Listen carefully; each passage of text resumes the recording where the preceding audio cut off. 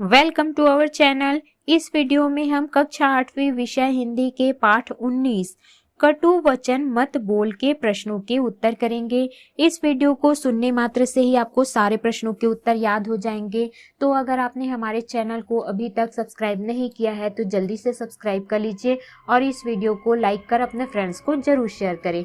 तो चलिए शुरू करते हैं। सबसे पहला प्रश्न है, लुकमान ने बकरे के शरीर के सबसे अच्छे व बुरे हिस्से के चयन में जीभ को ही क्यों चुना? इसका उत्तर है, लुकमान ने बकरे के शरीर के सबसे अच्छे व बुरे हिस्से के चयन में जीभ को ही इसलिए चुना क्योंकि जीभ दीर्घजीवी होता है। यह हमारे बोले जाने पर निर्भर करता है। चीनी दार्शनिक कन्फ्यूशियस का विचार भी यही है कि जो नम्र होता है वह ज्यादा समय तक जीवन को जीता है। अगला है प्रश्न दूसरा, चीनी दार्शनिक कन्फ्यूशियस के कथन के जरिए लेखक क्या बताना चाहता है? इसका उत्तर है, चीनी दार्शनिक कन्फ्यूशियस के कथन अनुसार जो नरम स्वभाव का होता है, जो अधिक समय तक जीवित रहता है, जीवन में वही विजय प्राप्त करता है। कठोर व्यक्ति कभी भी नष्ट हो सकता है, उसे पराजय ही हाथ लगती है। लेखक यही बताना चाहते हैं। अगला है प्रश्न तीसरा, लेखक ने हृदय तोड़ने वाले को क्षमा न देने की बात क्यों कही है? इसका उत्तर है, लेखक ने हृदय तोड़ने वाले को क्षमा न देने की बात इसलिए कही है क्योंकि कटु वचन हृदय में तीर के समान वार करते हैं। इसलिए सदा सदा से ही कहा जाता है कि किसी का हृदय अपनी कटु वाणी से विचलित मत करो। मधुर वचन है औषधि, कटु वचन है तीर। उक्त पंक्ति द्वारा समझाया जा सकता है। अगला है प्रश्न चौथा, किसी के द्वारा प्रयोग किए कठोर वचन शरीर में चुभते हैं क्यों? उदाहरण सहित लिखिए। इसका उत्तर है, कठोर वचन शरीर में तीर के समान चुभते हैं, इसलिए सदा से कहा जाता है कि किसी का हृदय अपनी कटु वाणी से विचलित मत करो। मंदिर मस्जिद तोड़ने वाले को क्षमा मिल सकती है, परंतु कठोर वचन हृदय तथा मन पर घाव कर देते हैं। प्रस्तुत पंक्ति इसी भाव को प्रदर्शित करती है। कुटिल वचन सबसे बुरा, जारी करे तन छार।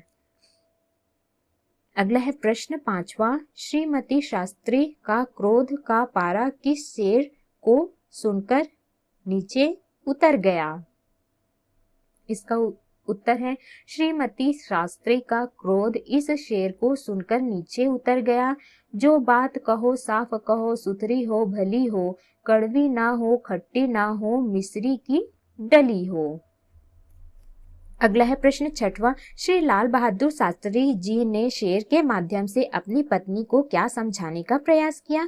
स्पष्ट कीजिए। इसका उत्तर है, श्री लाल बहादुर शास्त्री जी ने शेर के माध्यम से अपनी पत्नी को समझाया कि सभी बातें नहीं हो सकती जो दूसरों को प्रिय लगे। बात ऐसी बोलो जो मन को ठेस ना पहुंचाए। किसी को दुखी करने वाली बात ना बोलो, हमेशा मीठा बोलो। अगला है प्रश्न सातवां, दोनों ज्योतिषियों ने राजा की एक ही बात कही, उनके कहने के तरीकों में आपको क्या अंतर लगता है? इसका उत्तर है, पहले ज्योतिषी ने स्थिति से अवगत कराया तथा दूसरे ने वास्तविकता सच बोलकर राजा के मन को सरलता से इसलिए कहा कि दांतों के कठोर होने से हमारे विचार भी कठोर हो जाएंगे, परंतु यदि दांत ना हो तो हमारी वाणी में मधुरता के कारण हम अपने प्रियजनों को अधिक समय तक भोग सकेंगे। अगला है प्रश्न आठवां, लोकप्रिय बनने के लिए आपको क्या करना होगा? इसका उत्तर है, लोकप्रिय बनने के लिए अपनी वाणी में मधुरता लानी होगी, तभी लोकप्रिय व्यक्तित्व का विकास होगा तथा यह सपना पूरा होगा, अन्यथा यह सपना अधूरा रह जाएगा। स्वर्गीय श्री लाल बहादुर शास्त्री अपने विनम्र स्वभाव और मधुर वाणी के लिए लोकप्रिय थे। अगला है प्रश्न 9वां। जीभ कोमल है, दांत कठोर है, जिसमें लचीलापन होता है, जो नम्र होता है, वह अधिक समय तक जीता है। इसका उत्तर है जीभ कोमल है अर्थात हमारी वाणी में कोमलता होनी चाहिए, तभी हम दीर्घजीवी होंगे। जिस व्यक्ति की वाणी कठोर होती है वह दीर्घजीवी नहीं होता, अतः हमारी वाणी में कोमलता होनी चाहिए। ईश्वर को भी कठोरता पसंद नहीं है, अतः हमारी जबान में हड्डी नहीं दी। अगला है प्रश्न 10वां। वाणी तो सभी को मिली हुई है, परंतु बोलना किसी किसी को ही आता है, ऐसा कहा जाता है। क्या आप इस तरह के लोगों से मिले हैं जो बातें करते समय बिना सोचे समझे बोल जाते हैं? उनके बारे में लिखिए।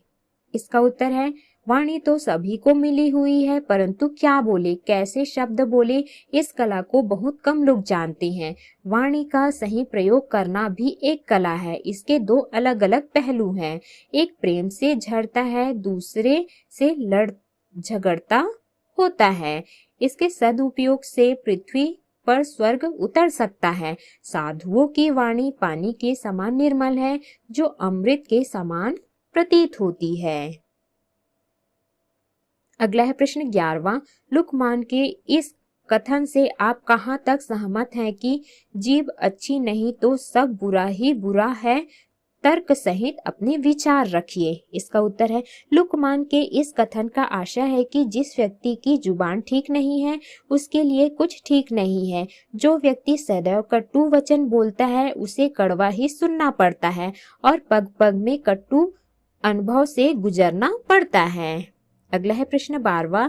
एक बात से प्रेम झड़ता है और दूसरी बात से झगड़ा होता है। इस तरह के अनुभव आप सभी के भी होंगे, इसके बारे में बात कर लिखिए। इसका उत्तर है एक बात से प्रेम झड़ता है, दूसरी बात से झगड़ा होता है।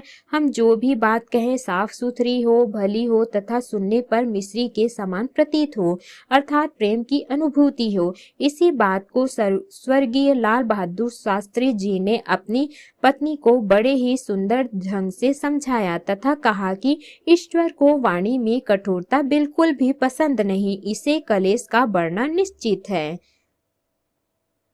अतः वाणी में कोमलता का होना आवश्यक है।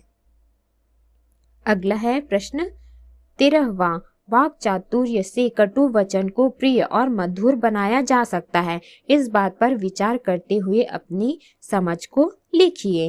इसका आशय है वाक चातुर्य से कटु सत्य को प्रिय और मधुर बनाया जा सकता है, क्योंकि कटु वचन दूसरे के हृदय को विदीर्ण कर देते हैं। सामने वाले व्यक्ति को विचलित न करके भी अपनी बात कही जा सकती है। सार यह है कि वाक चातुरी से कटु सत्य को प्रिय और मधुर बनाया जा सकता है।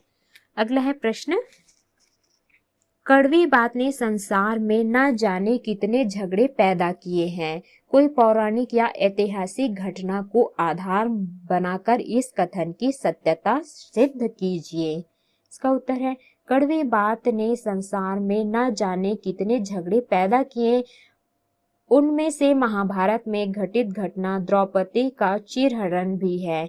शकुनी द्वारा द्रुत क्रीड़ा में धोखा देना तथा अंत में पत्नी को दांव पर लगाना एक ज्वलंत प्रमाण है। धूत क्रीड़ा में धोखे से हारने के बाद 12 वर्ष का वनवास तथा 1 वर्ष का अज्ञातवास भोगना पड़ा। साथ ही द्रौपदी का यह कहना कि अंधे का बेटा अंधा, यह उपहास ही महाभारत की घटना का मुख्य आधार था। तो इस प्रकार से हमने इस पाठ के सभी प्रश्नों के उत्तर किए। इस वीडियो को सुनने मात्र से ही आपको सारे प्रश्नों के उत्तर याद हो जाएंगे।